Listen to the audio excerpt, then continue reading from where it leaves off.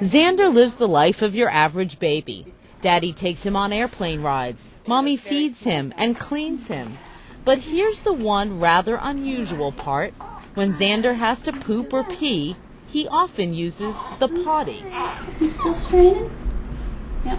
That's right, Xander. 7-week-old Xander uses the potty. And if you think that's odd, keep watching, because it gets even odder. Frankly, Xander's parents, Corey Lynn Campbell and Eric Singer, think American society is kind of odd for putting babies in diapers all the time. The idea of a baby sort of sitting in his own urine and feces is not, it sort of doesn't, when you think about it, it's not very nice, so. Yeah! They subscribe to a theory called elimination communication. The elimination part, use diapers as little as possible, and your baby will likely be toilet trained by his first birthday, rather than by his third, like the average American baby. Okay, this could be strange. The communication part, it only works if parents keep a watchful eye on their baby. Look for a squirm, a grimace, something that lets them know it's time to go.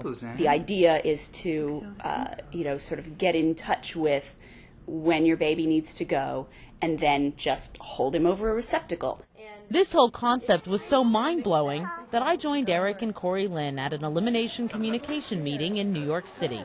It's part of diaperfreebaby.org, and they say their website is booming, coordinating meetings in 37 states and around the world.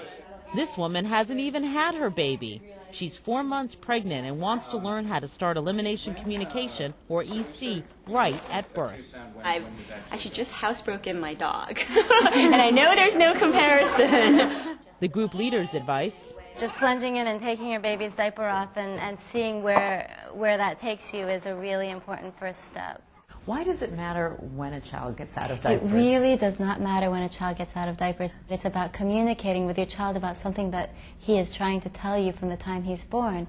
They're born with that instinct not to soil themselves. But this is where doctors think parents may be a little off base. Famed pediatrician Dr. T. Barry Brazelton says that this is more about the parents. Why, as a culture, are we so uptight about when a child gets toilet trained? I keep wondering why parents feel under so much pressure. Dr. Mark Woolrich is a spokesman for the American Academy of Pediatrics and wrote their guide to potty training. He doesn't think EC is necessarily harmful, but he worries parents could get too pushy. I've certainly sensed some element of this is a parental achievement or achievement in their children as a reflection of how they're doing. Maybe so, but these parents point to some of the practical aspects of EC. Consider these statistics. In a year, a baby goes through roughly 2,500 disposable diapers. Multiply that by 3 and it's 7,500, at a cost of $3,000 before the baby's toilet trained. And every year, according to the New York Times, 22 billion disposable diapers end up in U.S. landfills. So here's the big question. Why? Well, I think why we do EC is we do it because we feel like it's good for Neshama. Lamel and Neshama Ryman are EC veterans. The current stats are something like 90% of poops and I'd say 75% of pees end up in the potty. Lamel watches for a sign that 9-month-old Neshama is ready to eliminate. Oh, that was a nose rub. That was a nose rub. Yeah. So what do we do? This nose rub was a false alarm. Lamel keeps watch. In the mornings, when Neshama needs to go more frequently, she ends up on the potty every 20 minutes or so. That's right, every 20 minutes. Many new, overwhelmed parents would find that daunting. You see a lot of parents are actually pretty stressed out with their taking care of babies because of this performance-oriented way of doing things.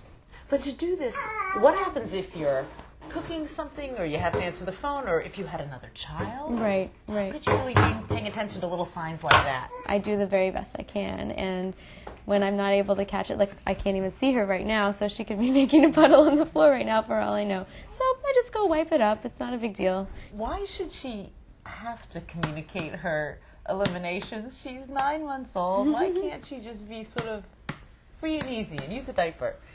That's a great question. I mean, I think that really cuts to the core of why I bother with this altogether. I actually really feel like she's happier now as opposed to when she was wearing diapers up until she was 4 months old. Good job, kiddo. And that's how Eric and Corey Lynn feel too. Usually, he'll sort of have a big poop, and then look up at us in the mirror and just grin and smile, which was not the case when he was going in his diaper most of the time. Oh, there we go. Any place, apparently, is better than a diaper. Elizabeth Cohen, CNN, Atlanta.